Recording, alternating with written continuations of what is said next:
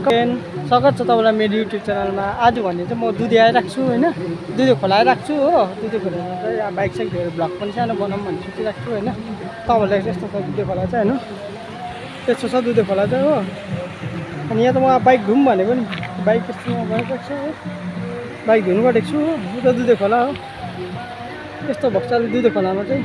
दुधे खोला माथि हो त यो टरुवा भन्ने साइड, अन्त होमस्टे जस्तो छ पनि छ कटेर जस्तो। उहीँ होमस्टेहरू पुरा बनेको छ त्यो पर परसम्म खोला छ हो माथि। पिकनिक खेल्दा आज पुरा आइरहेको छ न। म पनि बाइक साइक धुर्छु गढी गएर आएर सिधै बाइक साइक धुम भनेर सिधै जाउँ भन्ने सोचिरहेको छु। अनि बाइक धुनु आइरहेको छु, म नि यहाँ छु। तपाईँलाई कस्तो लाग्छ भ्लग हो, लाइक एन्ड कमेन्ट गरिदिनु अनि सेयर पनि गरिदिनु मेरो भिडियोलाई।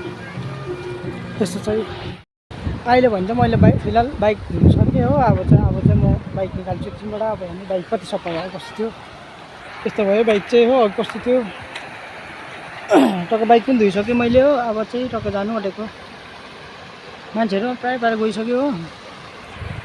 के भयो बाइक चाहिँ अब त